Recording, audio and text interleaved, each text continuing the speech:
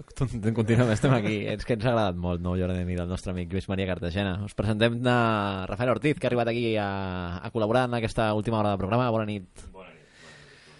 I seguim endavant. Ara us deixarem sentir l'entrevista. Crec que no tenies el micro obert, ara te l'obriran. I tornes a dir bona nit, ara? Hola, bona nit. Ara sí, bona nit, t'ha sentit tothom. Continuem amb l'entrevista que avui no us oferim en directe, l'hem enregistrat aquesta tarda degut de les necessitats logístiques nostres i de l'entrevistat.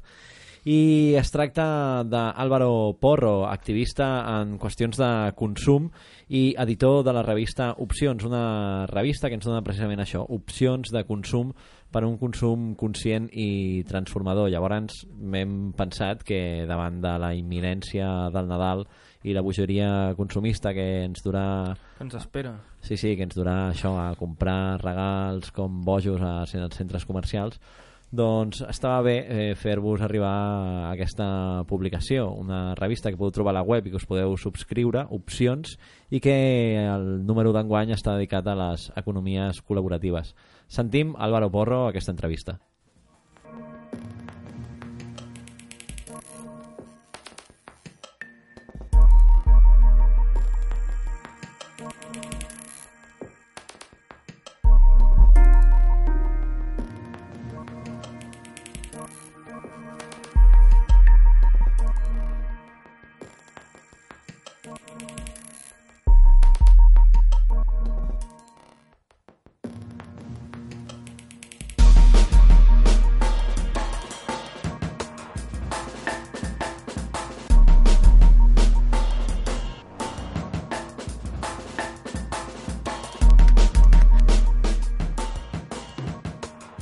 Xerrem aquesta nit amb Álvaro Porro, redactor de la revista Opcions, una revista que compleix ara, al gener farà 12 anys, i que surt cada 3 mesos sobre qüestions de consum responsable i transformador. Bona nit, Álvaro. Bona nit. Com va tot? Pues bé, aquí estem, una mica preparant-nos per al torbellino consumista del Nadal. Sí, no? Sí, ara estàvem parlant aquí a la redacció d'Opcions sobre una mica com fer una proposta per la gent de com regalar un regal no consumista al Nadal, i estan donant-li voltes, no? Clar, perquè de fet el Nadal és l'època perfecta per... Us sona el telèfon. És l'època perfecta per sucumbir a aquest impuls consumista. Sembla que si no compres el regal no val. Sí, bueno, diguem-ne, sí, és un moment en el que d'alguna manera ens volem cuidar nosaltres i volem cuidar les altres. I en aquesta societat pues, això moltes vegades passa per fer regals. La idea en si mateixa no és dolenta. Oi? Hosti, tu, si vols cuidar-te a tu i fer-te un regal, o vols cuidar un altre i fer un regal, pues, és bonic. El tema és quan es comença a ser una espiral i que ja no és si vols cuidar o no vols cuidar, sinó que ho has de fer perquè si no sembla que no... Que estàs fora d'òrbita, no? Ahí és quan jo dic, hosti, tu, què passa aquí? Es converteix en una obligació i que a més normalment passa per això, per fer una opció de consum capitalista, no? Per acostar-se a un centre comercial, passar-hi una estona normalment en un dia en què hi ha molta gent i sortir havent gastat diners, no? I potser hi ha altres opcions. I que pot ser que al final no acabes fent realment el que voldries fer. Al millor pues, no volies fer un regal material i el que volies és passar una tarda amb aquest amic o amb aquest familiar o no, o sí que volies fer-li un regal, però almenys que sigui que facis tu alguna cosa perquè vols, no perquè hi ha una inèrcia que és imparable. Clar. La publicitat hi juga un paper molt important en això, perquè des d'ara ja fa uns dies doncs, ha començat la campanya de Nadal, que trobem que és, com sempre, molt forta, però que cada cop és més forta en relació a com s'enfoca la publicitat de cara als nens. Sí, bueno, al final, clar, en realitat la publicitat està molt segmentada en el món d'avui. És a dir, hi ha publicitats molt pensades per a diferents grups, no? Els nens, al Nadal, són un objectiu de primeríssim ordre, tot i que jo crec que tothom es porta la seva dosis. No, i tant. Però, bueno, els nens són un objectiu de primer ordre perquè, clar, està tot el tema dels Reis i Papa Noel i tal, i aleshores, doncs, bueno, pues en aquest moment són catalitzadors del consum familiar. Aleshores són els objectius principals. Tot i així, com ho dic, jo crec que hi ha per tot, hi ha per tothom. El despliegue publicitari del Nadal, jo crec que tothom té la seva ració. Clar. Els adults, com a mínim, poden pensar en incidir sobre el seu consum i fer un acte responsable. Els nens potser ho tenen més difícil, no? Sí, tot i que també els nens... És veritat que la publicitat pot trobar entre ells, poden ser més indefensos, diguem-ne, fent la publicitat, però també és veritat que els nens, quan surten d'un ambient consumista i se li donen una mica els espais per a això, ells desconnecten molt més ràpidament que els adults. És a dir, clar, tu fiques un grup de nens al camp en un joc guapo amb uns palos o una pilota i no creguis que se'n recordaran tan ràpidament del centre comercial. Agafes un grup d'adults i pot ser no s'ho mateix. Clar. Tenen més recursos i més opcions i potser encara estan menys contaminats, no? Sí, d'alguna manera, a vegades per sortir de la història consumista, en algun moment hauríem de connectar una mica més amb la nostra part infantil, i de creativitat, de divertir-nos amb coses senzilles. Des de la revista i des del CRIC, el Centre de Recerca d'Investigació en Consum, d'alguna manera la vostra proposta és per un consum conscient i transformador. Com ens podries explicar això d'un consum conscient i transformador? Nosaltres al principi, com gairebé tothom, parlàvem de consum responsable fa ja molts anys, però en un moment donat ens vam adonar que no ens agradava gaire aquesta paraula, perquè posava molt l'èmfasis per un costat en la responsabilitat individual, que nosaltres sempre hem pensat que tot i que podem fer moltes coses a nivell individual, no creiem que el problema del consum, el problema de la sostenibilitat, el problema de la desigualtat es pot resoldre des de decisions individuals, sinó que és més un problema de decisions i estratègies col·lectives. Per tant, no ens agradava molt la idea aquesta de la responsabilitat individual al centre del discurs, i per l'altre tampoc ens agradava molt la idea de responsabilitat en si mateixa, perquè al final som responsables però fins a un punt. També hi ha un context que funciona d'una manera que posa les coses molt difícils o molt fàcils segons cap a on vulguis anar. I per tant la responsabilitat està limitada. No ens agrada alimentar aquesta idea de la culpabilitat, que és una mica el que moltes religions han fet durant segles, i és veritat que dona molt poder sobre la gent, no? Però d'una manera bastant insana, no? Per tant, no ens agrada la idea ni de culpa ni de responsabilitat individual, i per això vam optar per la idea de consciència, en el sentit de que tot això sobretot és agafar consciència i fer el que vulguis, però fer-ho perquè realment vols fer-ho, no per una inèrcia o per un context. I transformador perquè creiem que realment es poden transformar coses des d'allà, i tot i que tenim clar que el món no ho transformarem des del consum simplement, i menys des del consum individual, a la vegada també tenim clar que si volem transformar coses hem de plantejar també els temes de consum, no poden ser un tema tabú.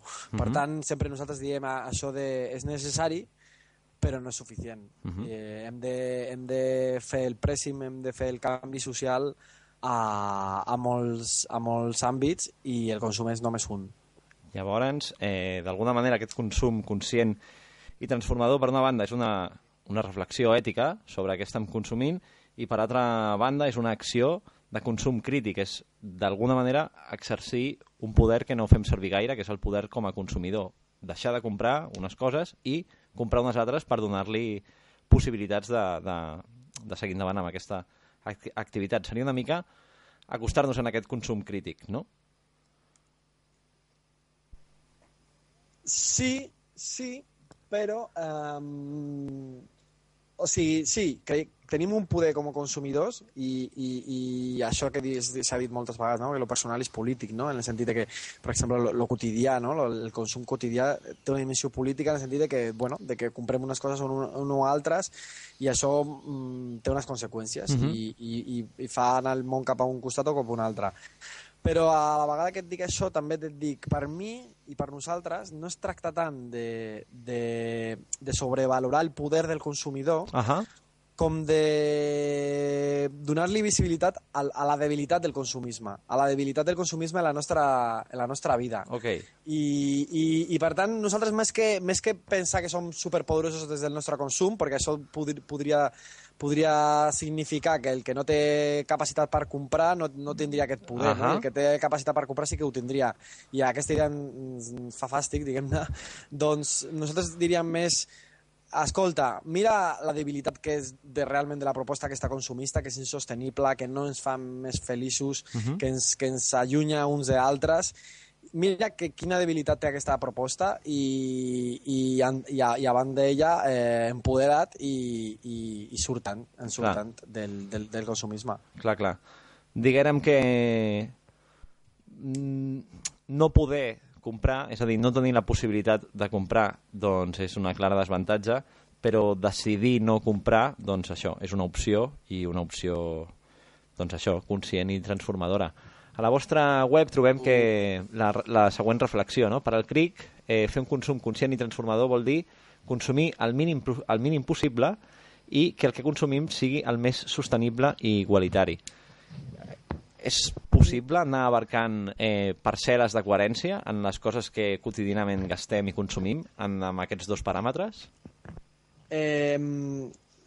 Sens dubte, es pot anar a aconseguir més coherència en la nostra manera de consumir.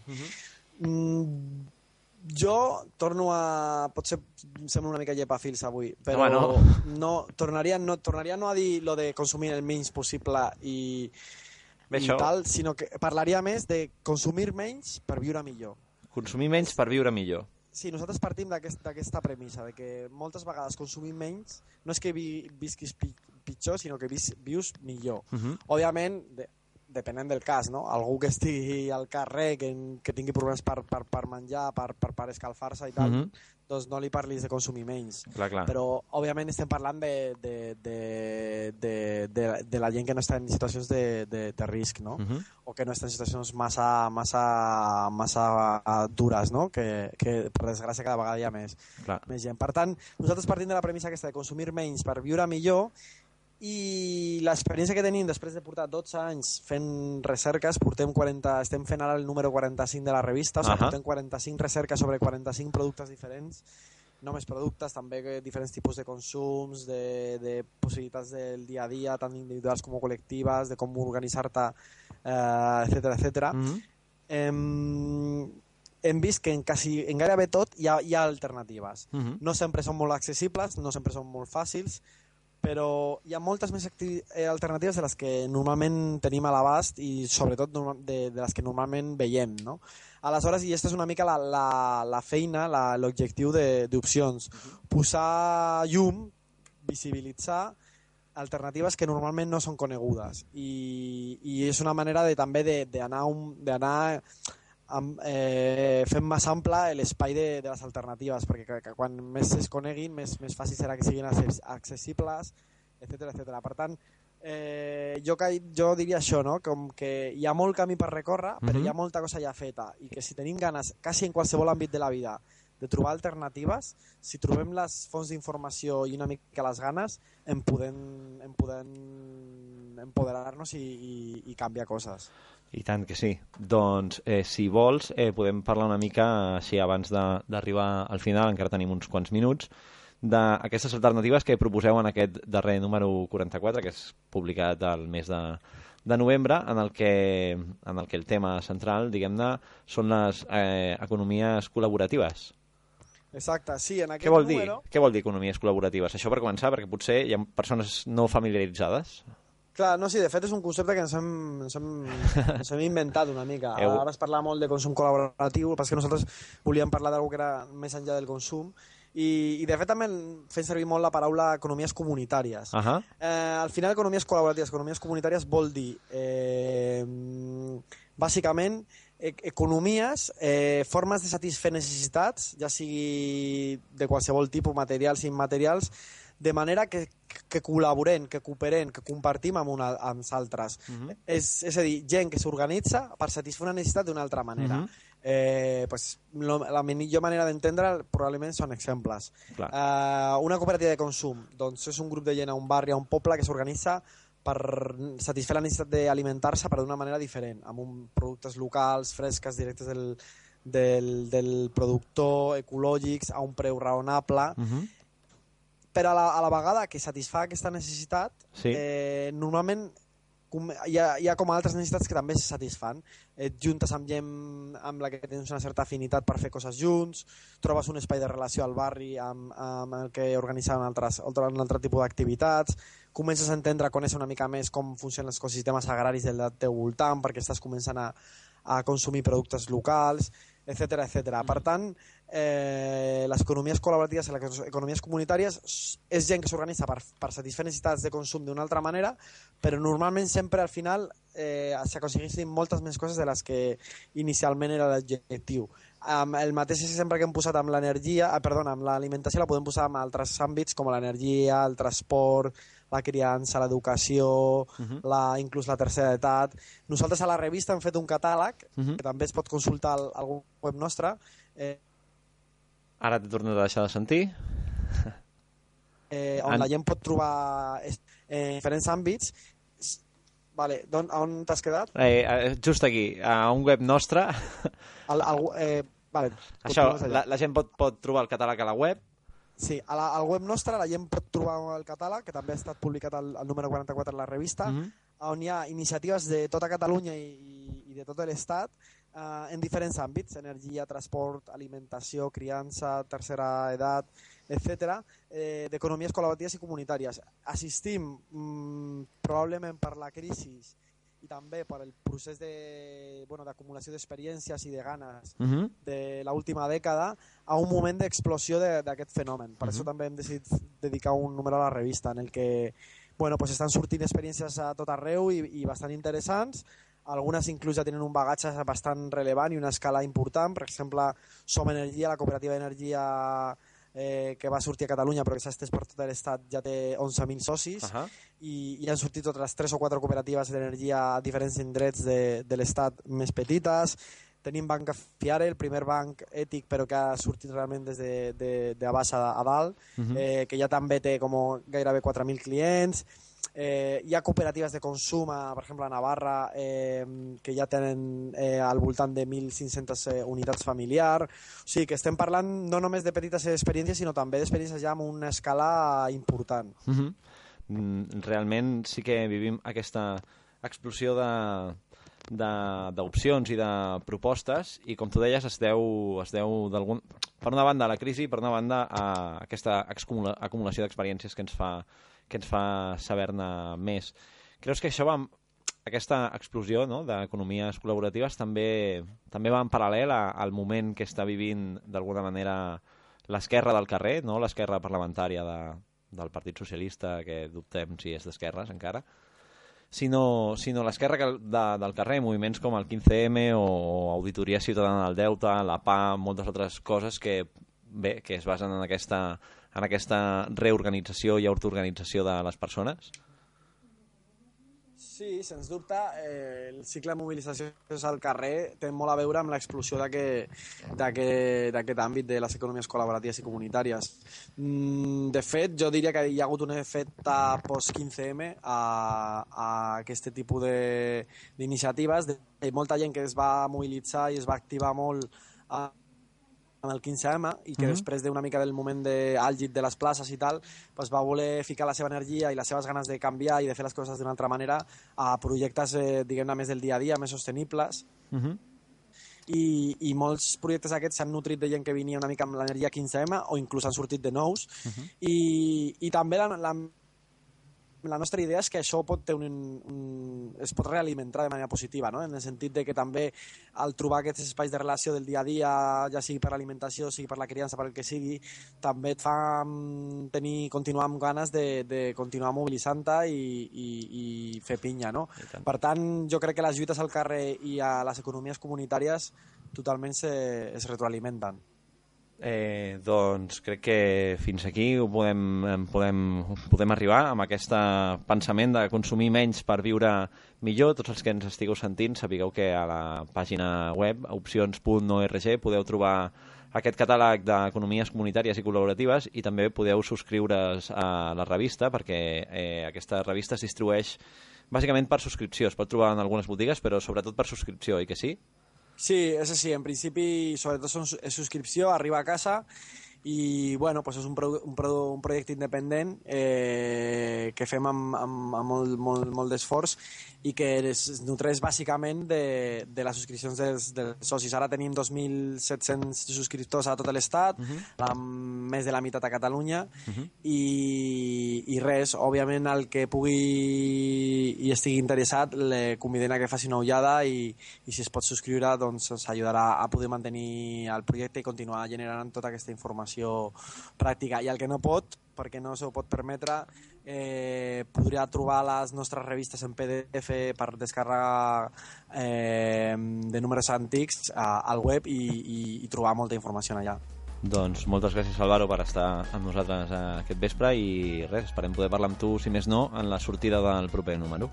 Perfecte, moltes gràcies a vosaltres per l'interès. Fins aviat. Fins aviat.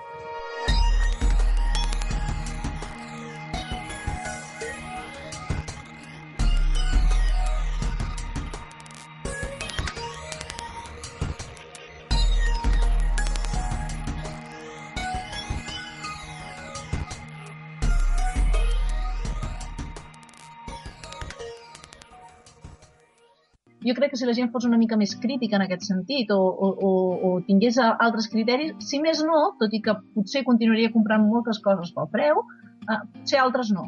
I està bé ser crític quan consumeixes.